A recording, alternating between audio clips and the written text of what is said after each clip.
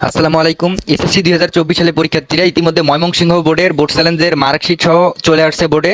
দেখো, এটা সরাসরি আমি দেখাচ্ছি। দেখো, তোমাদের বোর্ড চ্যালেঞ্জের মাধ্যমে তোমাদের খাতাগুলো কিভাবে দেখা হবে আজকে কিন্তু জানাই দিব।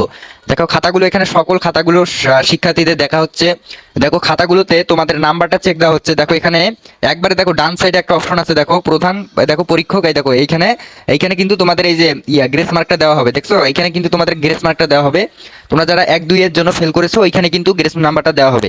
তাই তোমরা যারা টেনশন করতেছো যে ভাই আমি গণিতে ফেল করেছি বা এমসিকিউতে বা সিকিউতে, সিকিউতে যদি ফেল হয় তাহলে ওই ডান সাইডে তোমাদের গ্রেস নাম্বারটা দেওয়া হবে। আর এমসিকিউ এর ক্ষেত্রে ওটা হচ্ছে সরাসরি শিক্ষক হচ্ছে নিজের হাতে তোমাকে দিয়ে দেবে ইনশাল্লাহ, এটা নিয়ে কোনো চিন্তা করবে না।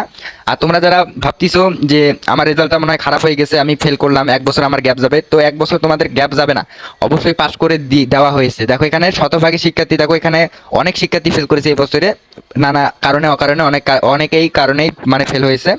তো বোর্ড চ্যালেঞ্জের রেজাল্ট, ময়মনসিংহ বোর্ডের রেজাল্ট তৈরি করা হইতেছে, তো সরাসরি আমি দেখাবো। দেখো, এটা এটা হচ্ছে একটা প্রমাণ, এটা হচ্ছে প্রমাণ, স্ক্রিনশট পাঠিয়েছে স্টুডেন্টটা আমাকে।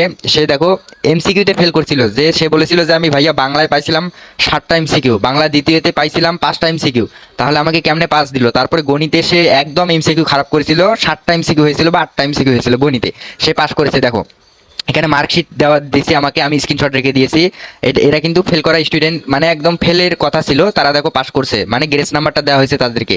এখন তোমরা যারা টেনশন করতেছে যে ভাই আমাকে কি গ্রেস মার্ক দিবে না, আমি কিন্তু সরাসরি ফেল করে গেলাম, তো তোমাদের ফেল হয়েছে মূলত তোমাদের এমসিকিউ একবারে 5টা হয়েছে, কারেক্ট কারেক্ট তোমাদের এমসিকিউ 5টা হয়েছে। আমি বলেছিলাম না যে এমসিকিউ যাদের 5টা হবে তারা বোর্ড চ্যালেঞ্জ করলে পরবর্তীকালে তোমাদের গ্রেস নাম্বারটা দেওয়া হবে, কথাটা কিন্তু সত্য হলো। তোমরা যারা বোর্ড চ্যালেঞ্জ করেছো ইনশাল্লাহ তোমাদের গ্রেস নাম্বারটা দেওয়া হবে, এ নিয়ে কোনো চিন্তা করবে না কিন্তু। বোর্ড চ্যানেলের রেজাল্ট কিভাবে তৈরি করা হইতেছে যদি জানতে চাও তাহলে এই চ্যানেলের সাথে যুক্ত থাকতে হবে, কারণ এই চ্যানেলে কিন্তু আমরা সকল তথ্য দিয়ে থাকি। তাই এখনই চ্যানেলটিকে সাবস্ক্রাইব করে পাশে থাকো।